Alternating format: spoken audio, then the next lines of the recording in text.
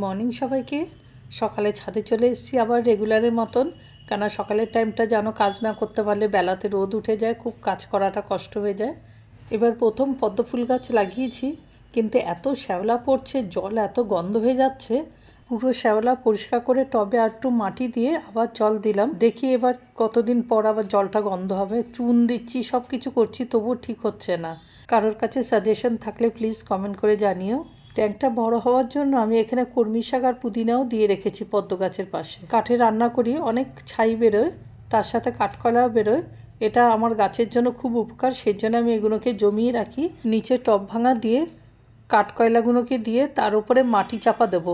গোবর সার আছে আমার কাছে, কিন্তু মাটি কম পড়ে গেছে, তাই সব টবের কাছ থেকে ধান নিচ্ছি মাটি। এবার ওদেরকে আবার গোবর সার রিটার্নে দেবো, আর ওদের কাছ থেকে আমি তার রিটার্নে মাটি নিচ্ছি। যেই মাটিগুলো নিলাম সেগুলোর সাথে আবার গোবর সার মিশিয়ে আবার নতুন টবে রেডি করছি, কারণ আবার শীতের অনেক সবজি বসাবো। ভিডিও তুলতে তুলতে দেখছি বিড়ালে কুল খেয়েছে। দেখো, মশারির ওপর থেকে পুরো চিবিয়েছে, লালগুলো পর্যন্ত রয়ে গেছে।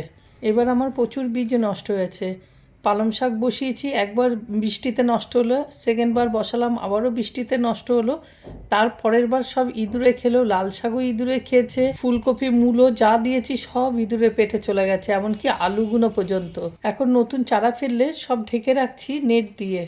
ফ্রিজে অনেক সময় কুমড়ো রাখলে পচে যায়, তার জন্য দেখো রোদে দিয়ে রেখেছি। কুমড়োটা কত সুন্দর শুকিয়ে গেছে। কাল আবার শুক্রবার, সব বাসন আলাদা করতে হবে, কারণ রেগুলারে বাসন আমি শুক্রবারে ইউজ করি না।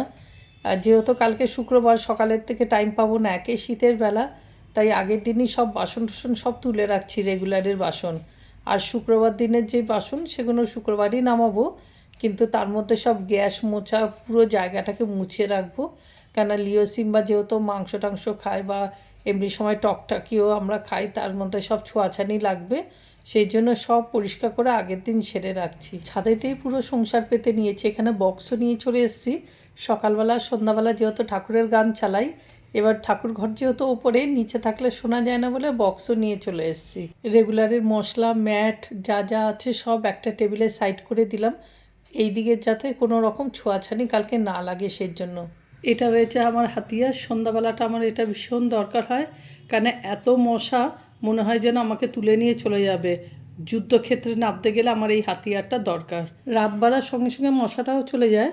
বিছনাটা আমি এখানে তুলে নিচ্ছি, কারণ বিছনা যদি পেতে রাখি, এখানে ভামবিড়ালের উৎপাতে তো শেষ নেই। ভামবিড়াল এসে একদম পুরো ওর ওপরে আরামে শোবে শুধু না, তার সাথে পটিও করে দিয়ে যাবে। ওই ভামবিড়ালের ভয়তে সব চাদর ফাদর ভাঁজ করে দড়িতে রেখে দিই, আর ম্যাটটাকেও তুলে দাঁড় করিয়ে রাখি, নাহলে ওর ওপরে তো আবার চলবে তাণ্ডব। তাই দেখো না, ওর পদচিহ্ন সারা জায়গায় দেখতে পাবে। চেয়ারের ওপর, বক্সের ওপর, টেবিল, কোনো জায়গায় বাদ নেই। এমনকি যে কৌটো রাখি তার ওপরেও ওদের পদচিহ্ন দেখতে পাওয়া যায়। সেদিন যে ঝাড়ের ওপর লাইট লাগাচ্ছিল নাড়ু, এই যে লাইটটা জ্বালিয়েছি, প্রচুর আলো হয়। এই ভাববিড়ালের কিন্তু আবার ফুল পরিবার আছে জানো তো, স্বামী স্ত্রী আর তিনটে বাচ্চাকে নিয়ে সারা দুনিয়া ঘুরে বেড়াবে স্বামী স্ত্রী দুজনে। কাজ বেড়েই চলেছে একটার পর একটা। কার্পেটটা পেতে দিই সকালবেলা, সিম্বালিও শোয়, এবং সন্ধ্যা হলে সেটাকে তুলে দিতে হয় ওই ভামবিড়ালের ভয়ে। তার সাথে শিশিরটাও পড়বে, জলেও ভিজে যাবে। ওদের সকালবেলা পেতে দিই, এবার সারাদিনের রোদটা পায়, ওরা ওখানেই শুয়ে থাকে। এবার আমরা যদি নিচে ঘরে চলে যাই, তখন আর ওরা একা ছাদে থাকে না। একা যে থাকবে সেটা না, দুটোতে ভীষণ ভীতু। রাত্রিবেলা দেখো ডেকোরেশনটা কত সুন্দর লাগছে দেখতে, আমি মাঝে মাঝে দেখি জানো তো, ভীষণ ভালো লাগে। দাঁড়াও, তোমাদের একটা জিনিস দেখাচ্ছি। এটা 2 হাতের দুটো শঙ্খ। তোমরা এটা কজনে দেখেছো কমেন্ট করে কিন্তু জানিও। একটা বাঁ হাতের, একটা ডান হাতের।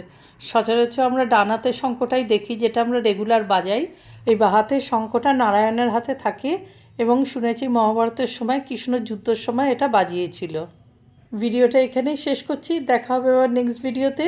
Till then, bye everybody, stay fit and happy. ভালো লাগলে অবশ্যই একটা কিন্তু লাইক, কমেন্ট আর শেয়ার করে দিও।